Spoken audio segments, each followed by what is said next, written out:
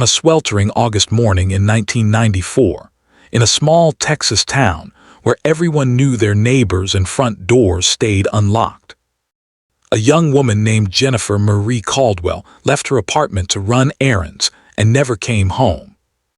Her car was found 3 days later, abandoned in a grocery store parking lot 12 miles away, keys still in the ignition, her purse sitting undisturbed on the passenger seat. There was no sign of struggle, no witnesses, no body, just an empty vehicle and a family waiting by the phone for a call that would never come. The case file grew thick with dead ends and false leads, then gradually thinner as years passed and hope faded into memory. But cold cases have a way of warming up when someone finally decides to speak. The question that haunted investigators for 28 years was never really about what happened to Jennifer Caldwell. It was about who knew the truth all along and chose to keep silent. Brazos County sits in the heart of central Texas, where the land stretches flat and endless under a sky that seems too big for the earth below. In 1994, the town of Millerville was home to just under 8,000 people, most of them families who had lived there for generations. Main Street had a hardware store, a diner called Betty's that served breakfast all day, a single movie theater that changed its feature every 2 weeks, and a post office where the same woman had sorted mail for 32 years. Cotton fields surrounded the town on 3 sides.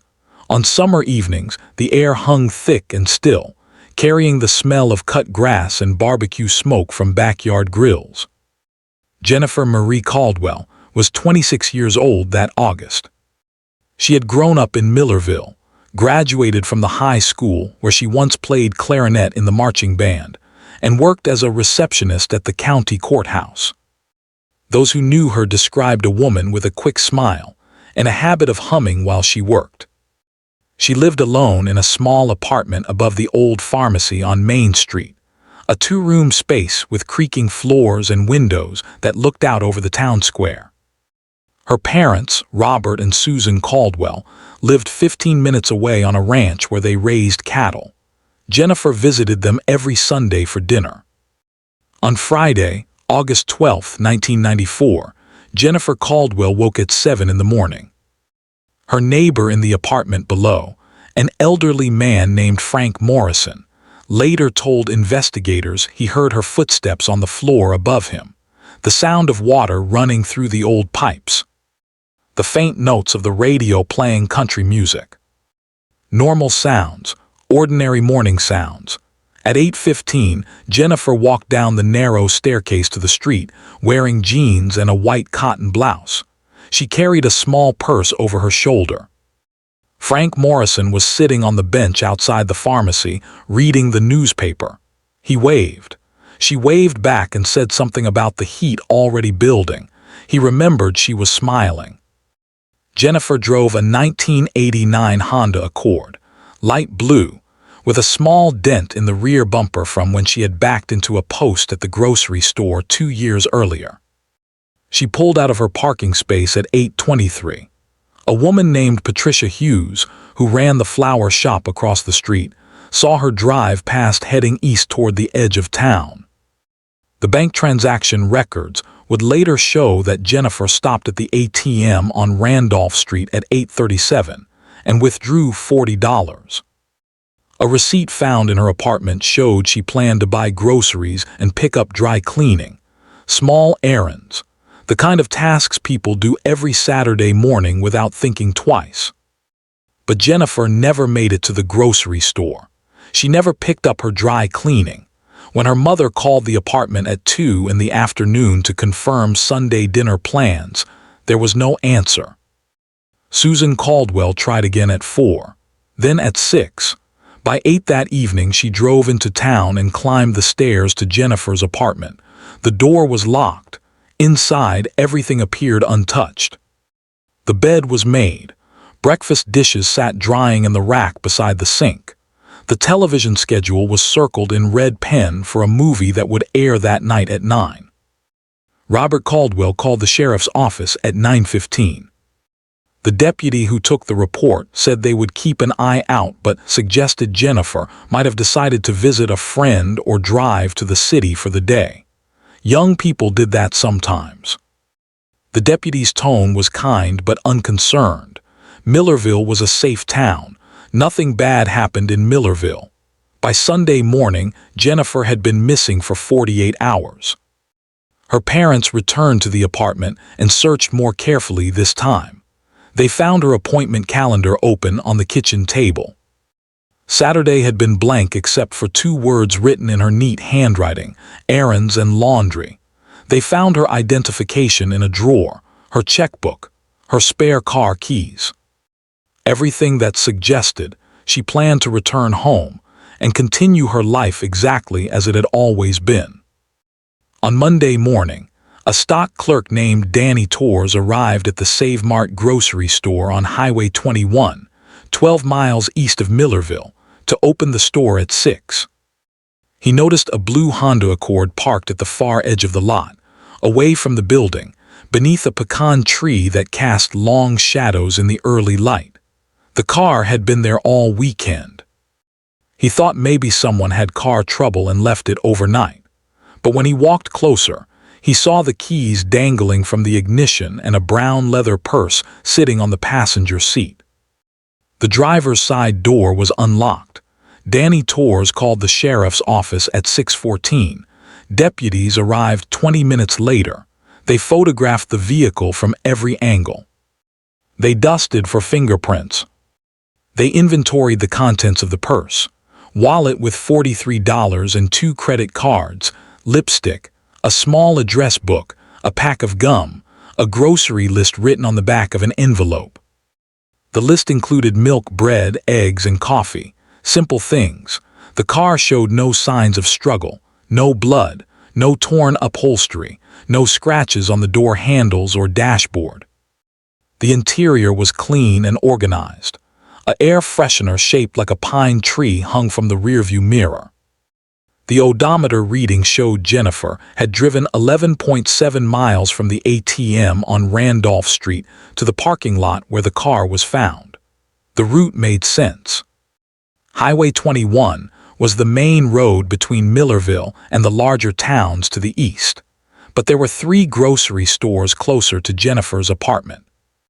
There was no reason for her to drive 12 miles to buy milk and eggs. Deputies checked the Save Mart security cameras, but the system had been broken for 2 months. The manager apologized. He kept meaning to get it fixed. Search teams assembled by Tuesday afternoon. Volunteers from the community, members of the volunteer fire department, deputies from neighboring counties, and Jennifer's family walked through the fields surrounding the grocery store. They moved in lines, shoulder to shoulder, looking for anything that might explain what happened. Clothing, a shoe, a sign of where she might have gone. The August heat was merciless.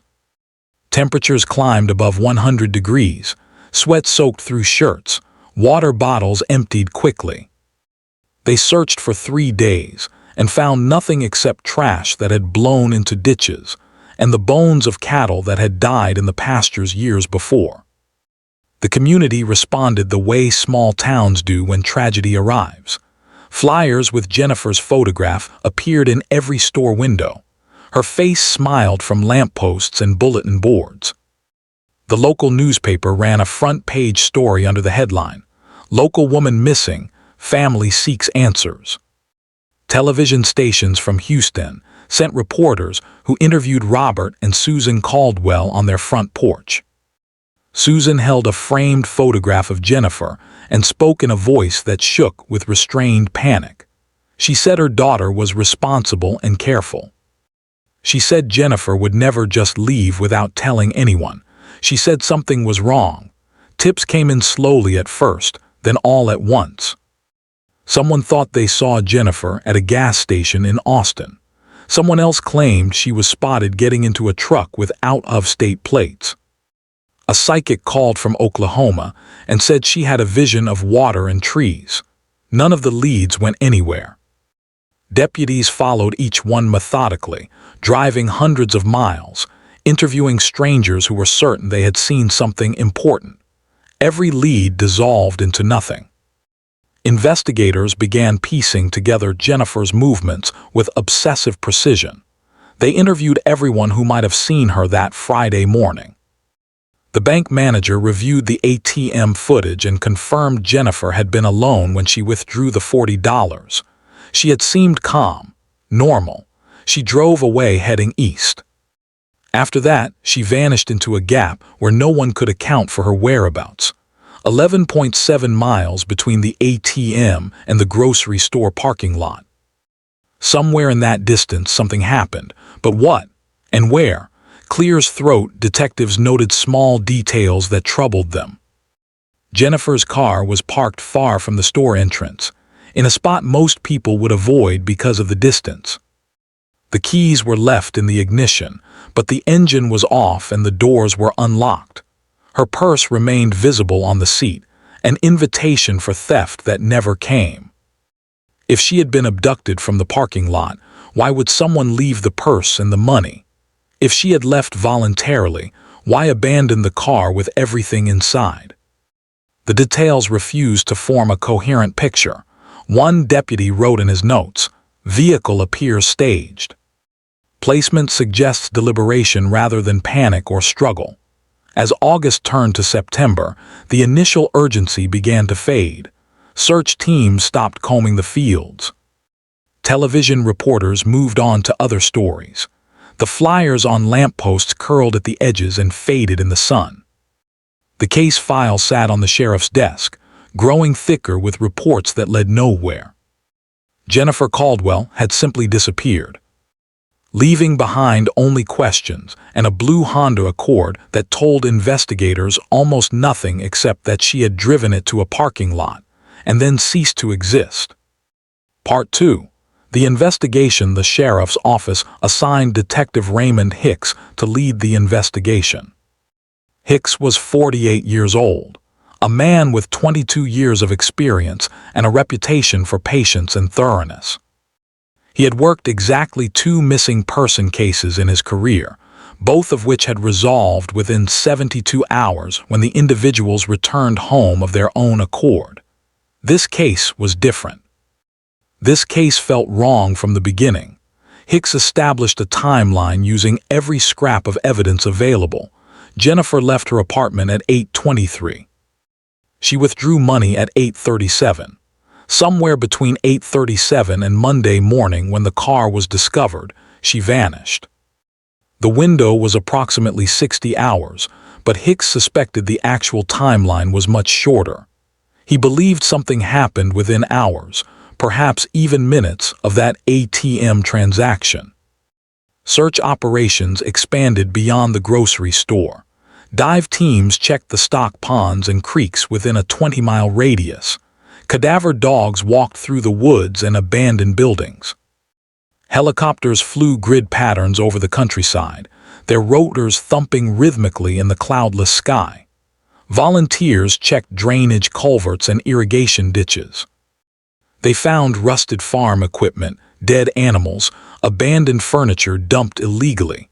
They did not find Jennifer Caldwell. The community remained invested, but confusion began to replace the initial shock. People whispered theories in the aisles of the grocery store and the pews of the Baptist church. Some believed Jennifer had run away to escape some unknown trouble. Others insisted something criminal had occurred. A few suggested she might have taken her own life, though no one could imagine why. She had seemed happy, stable, content with her quiet life in Millerville. Detective Hicks interviewed Jennifer's friends and coworkers. They all described the same person: reliable, punctual, friendly but private. She dated occasionally but had no serious boyfriend at the time of her disappearance. She attended church most Sundays. She volunteered at the library reading to children on Tuesday afternoons. Her bank account showed modest savings and regular deposits from her courthouse job.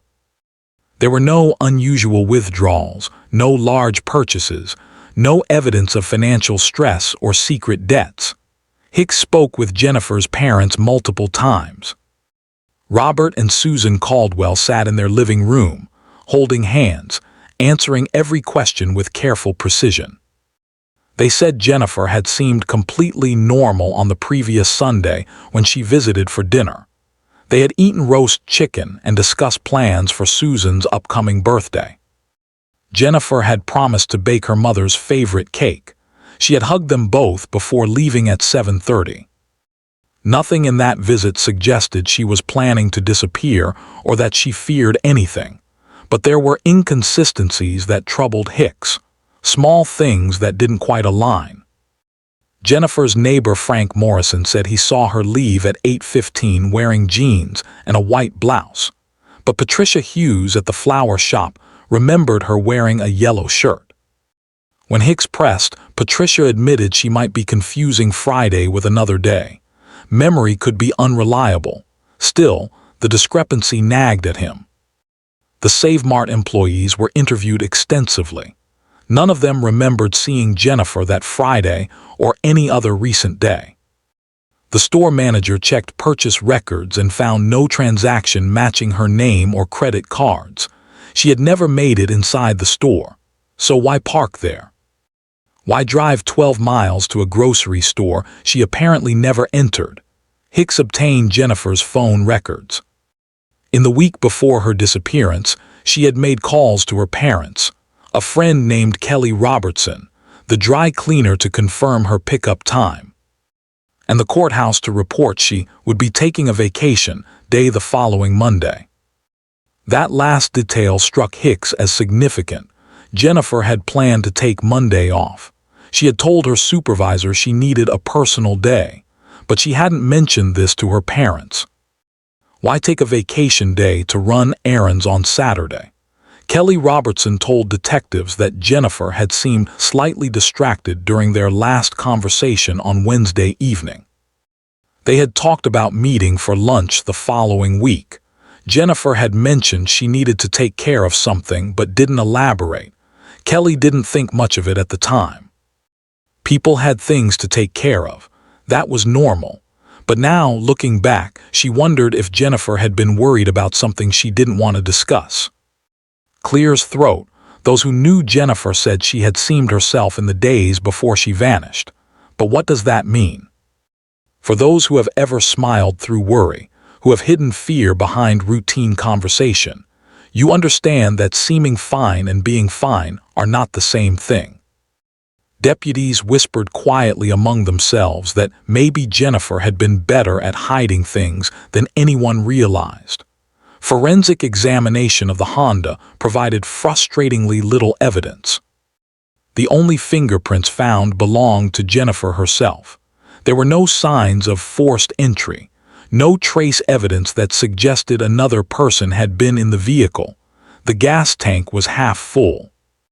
The oil had been changed recently. Maintenance records showed Jennifer was meticulous about car care.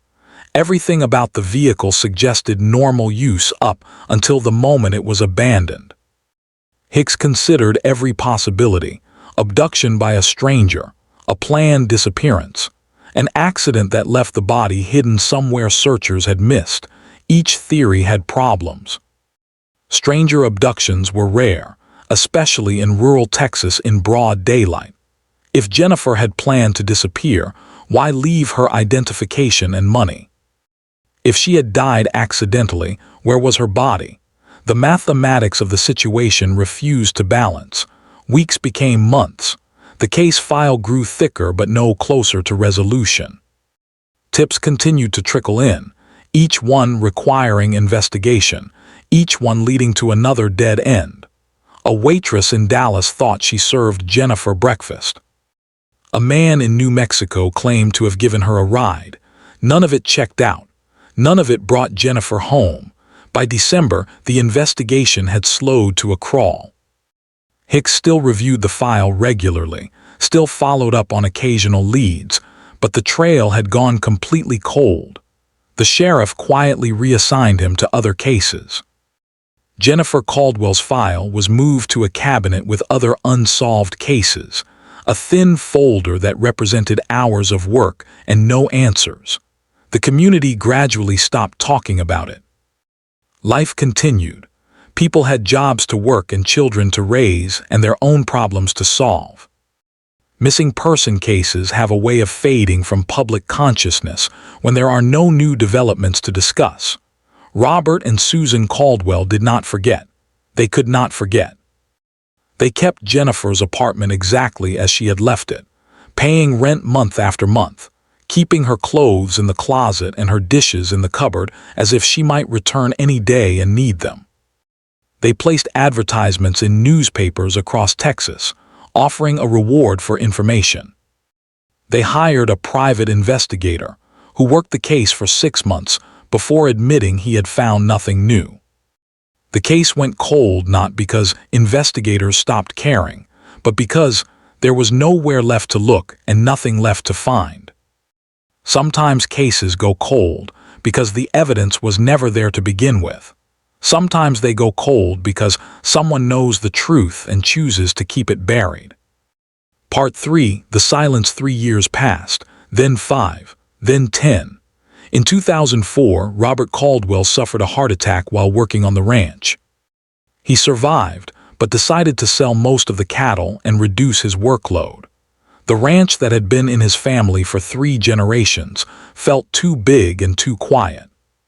He and Susan considered moving away from Millerville, starting fresh somewhere Jennifer's absence wouldn't haunt every street corner and familiar face. But they stayed. Leaving felt like abandoning her. Susan developed insomnia.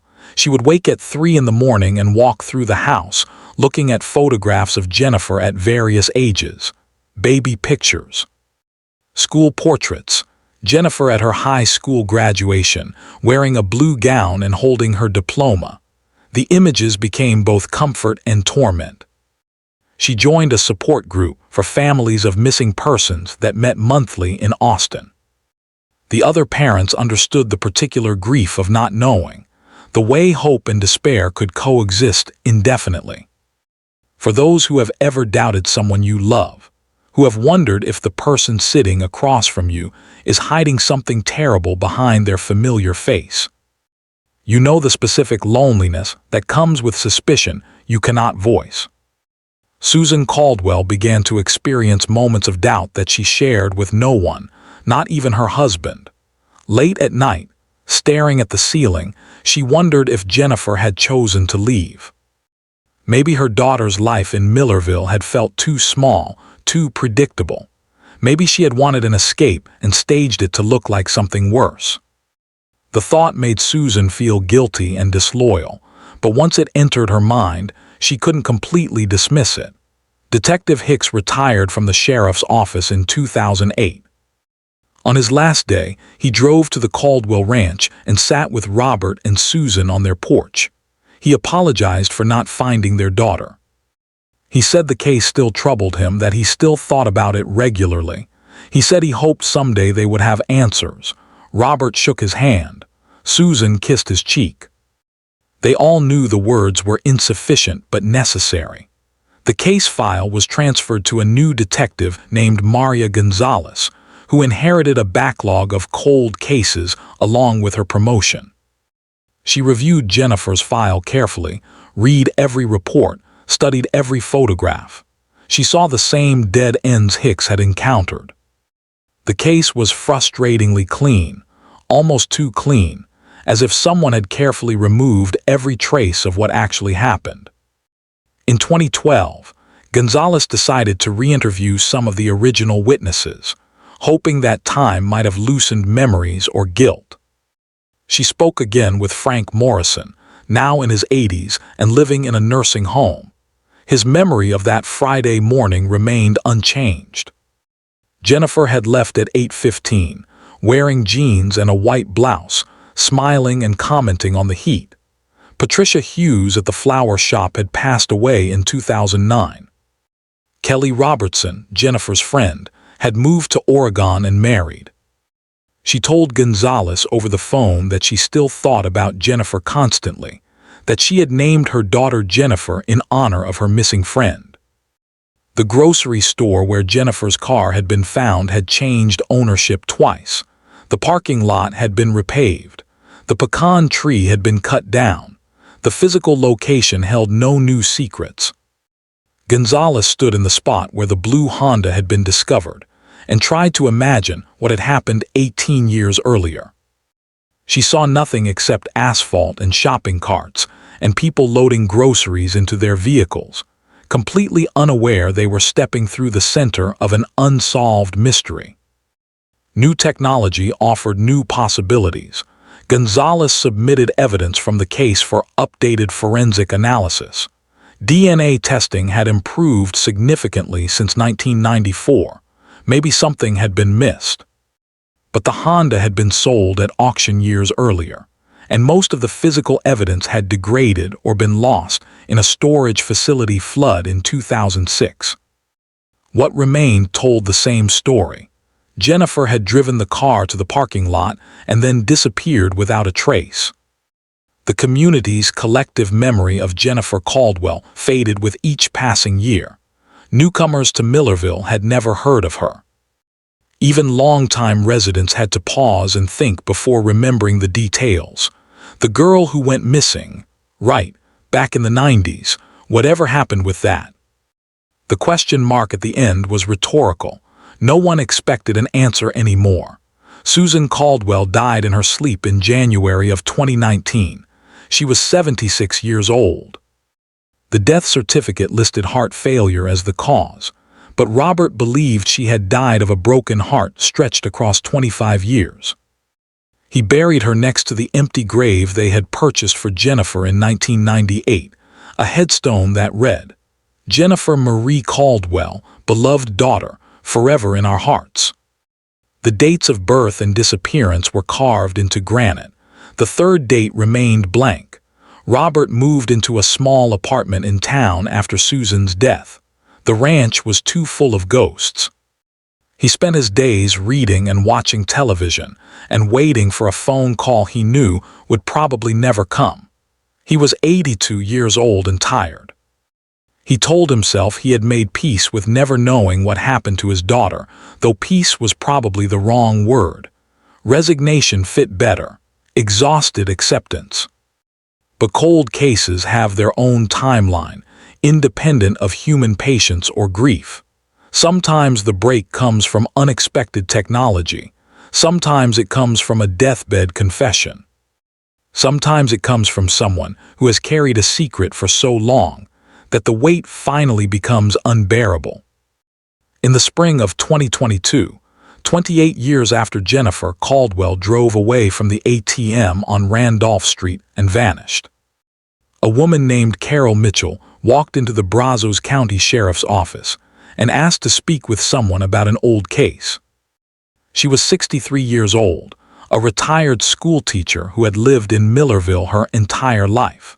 She told the receptionist she had information about the girl who went missing in 1994. She said she had been carrying this information for a long time and couldn't carry it anymore. Part 4.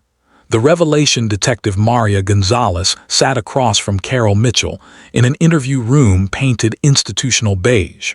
A recording device sat on the table between them. Gonzalez had learned over the years to manage her expectations during interviews like this. People came forward all the time claiming to have information about cold cases. Most of them were mistaken or attention-seeking or mentally unwell. But something about Carol Mitchell's demeanor suggested this might be different. She sat very still, hands folded in her lap, eyes red from recent crying. Gonzalez pressed record and stated the date, April 14, 2022, and asked Carol to explain why she had come. Carol took a breath and began speaking in a voice that was quiet but steady. She said, "I saw what happened to Jennifer Caldwell. I saw it on August 12, 1994, and I have been silent about it for 28 years. I need to tell you what I know." According to Carol's statement, she had been driving on Highway 21 that Friday morning, heading toward the Save Mart to buy supplies for her classroom. School started in 2 weeks, and she needed construction paper and markers. She had left her house around 8:30. As she drove, she noticed a blue Honda Accord pulled over on the shoulder of the road, about 3 miles from the grocery store. A man was standing beside the driver's side door, leaning in, talking to someone in the car. Carol slowed down, concerned someone might need help, but as she passed she saw that the man appeared to be having a conversation with the driver. She couldn't see the driver clearly, just a shape behind the wheel. Carol continued to the store.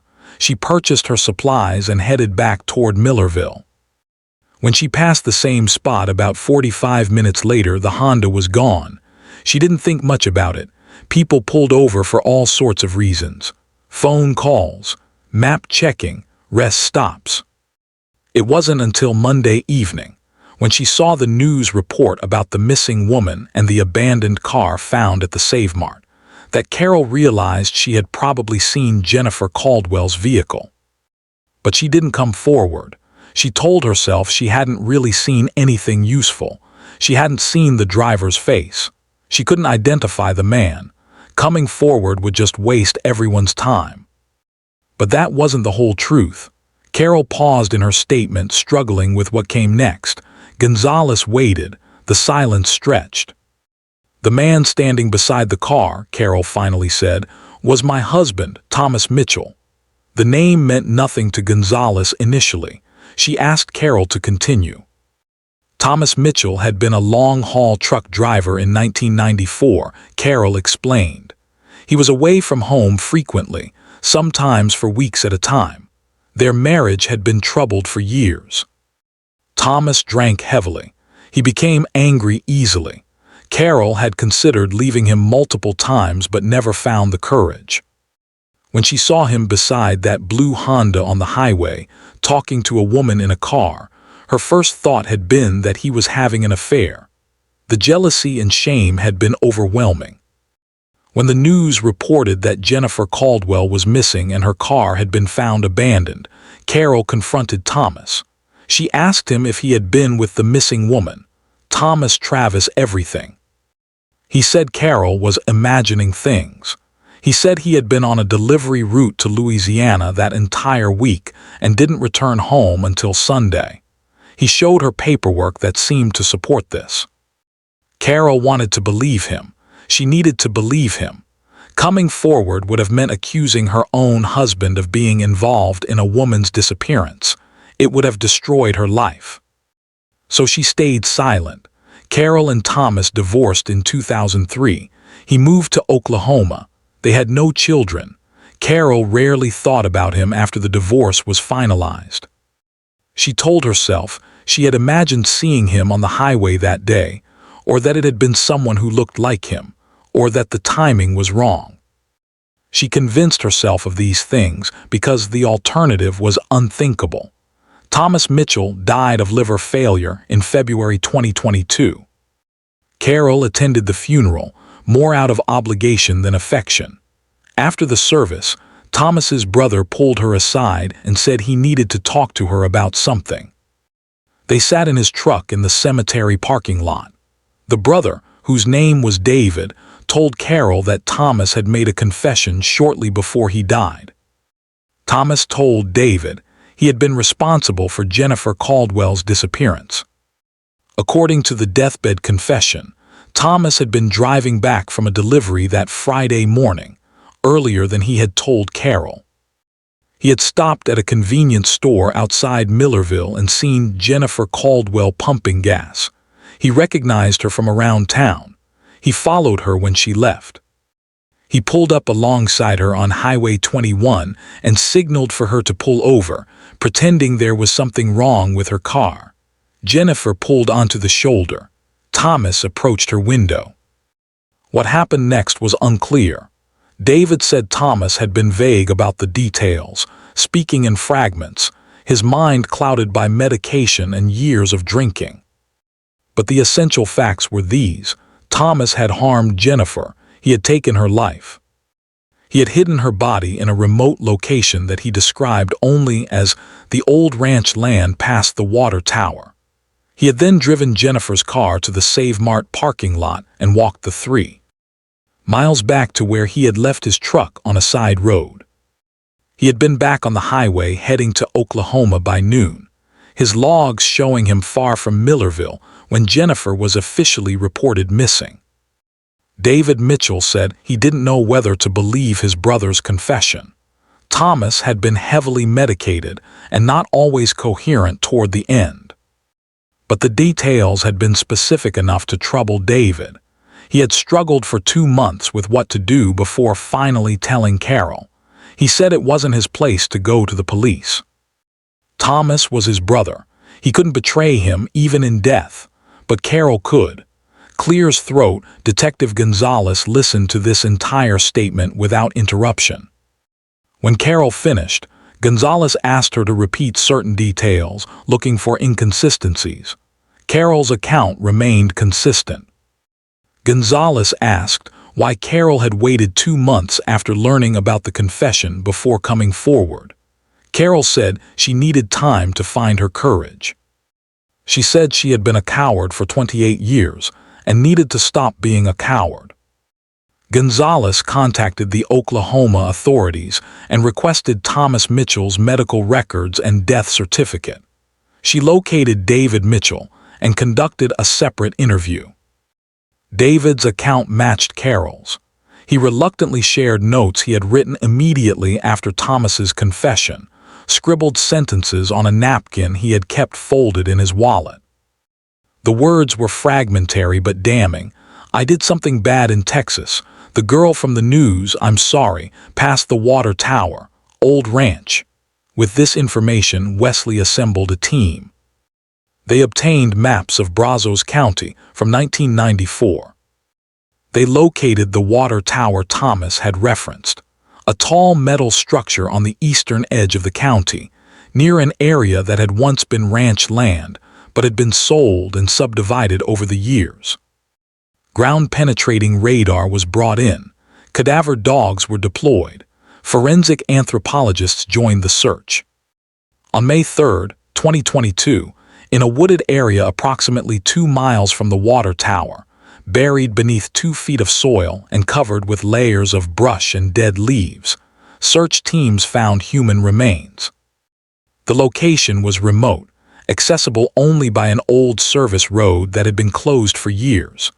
The bones were incomplete, scattered by animals and time, but enough remained for analysis.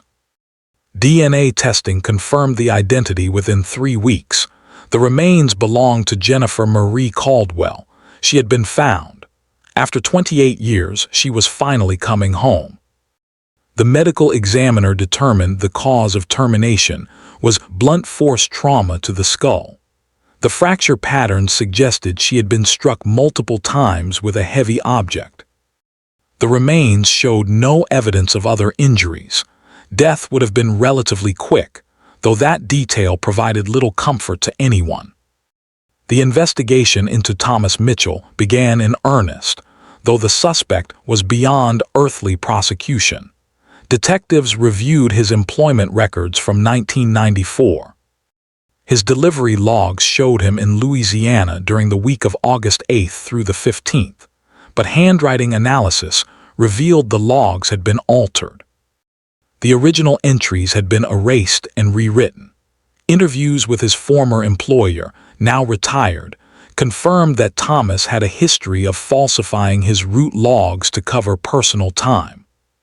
Cell phone records didn't exist from that era. But investigators found an old credit card receipt showing Thomas had purchased gas at a station outside Millerville on the morning of August 12th at 8:41. He had paid cash for most things, but this single transaction placed him in the area at the exact time Jennifer disappeared. It was the one mistake he had made, the one thread that proved Carol Mitchell hadn't been imagining things on that highway. The news broke on June 1st, 2022. Newspapers across Texas ran headlines, "Remains found in 1994 cold case." Television stations broadcast special reports. The story spread through social media, finding new audiences who had never heard of Jennifer Caldwell before. The Save Mart parking lot became briefly famous again, a place where people stopped to take photographs and leave flowers. Robert Caldwell was 92 years old when Detective Gonzalez visited him to deliver the news in person. She sat with him in his small apartment and told him his daughter had been found. She told him Jennifer had been taken from them violently and senselessly by a man who had lived among them for years, who had sat in the same church pews and shopped at the same stores and passed people on the street while carrying his terrible secret.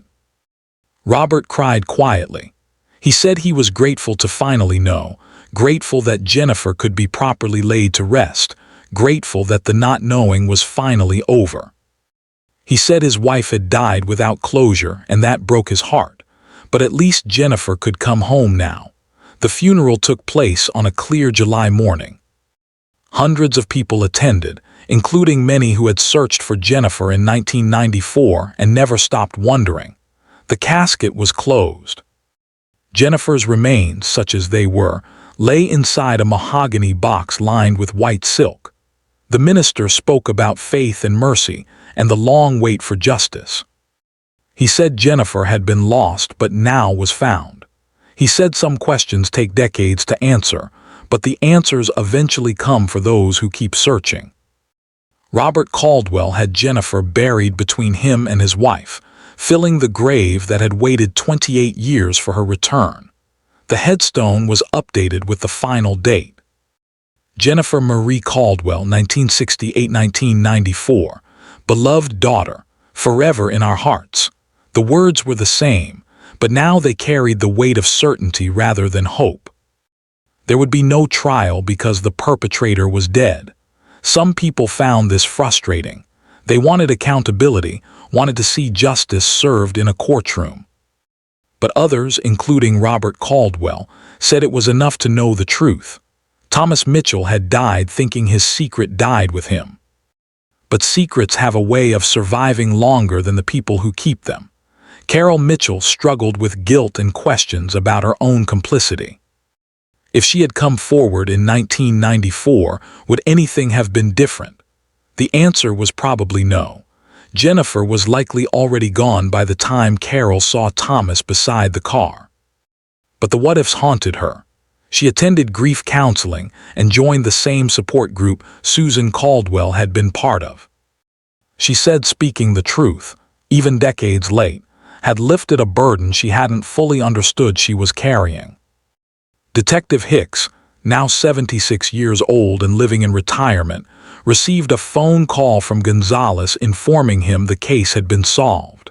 He sat in his kitchen, holding the phone, and wept.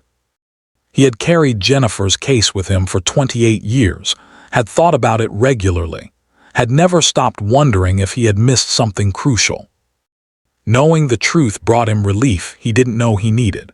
Closing the case of Jennifer Marie Caldwell reminds us that silence is sometimes a choice and sometimes a prison. For 28 years, the truth waited in a wooded area past a water tower, buried but not gone. It waited in Carol Mitchell's memory, growing heavier with each passing year. It waited in Thomas Mitchell's conscience, if he had one, surfacing only as death approached. The truth waited because truth is patient and persistent, and eventually finds a way to the surface. Jennifer was a woman who left her apartment one August morning to run ordinary errands and never returned. She was someone's daughter, someone's friend, someone who hummed while she worked and baked birthday cakes and read to children at the library. She deserved better than to vanish into silence. She deserved to be found, to be mourned properly, to be remembered not just as a mystery, but as a person who lived and mattered. Robert Caldwell died peacefully in his sleep 4 months after Jennifer's funeral. He was buried beside his wife and daughter, the three of them finally together again. The story ended not with triumph but with quiet resolution, which is sometimes the only kind of ending possible. If this story mattered to you, subscribe and hit the bell. Share the episode. Someone somewhere may still be waiting to be heard.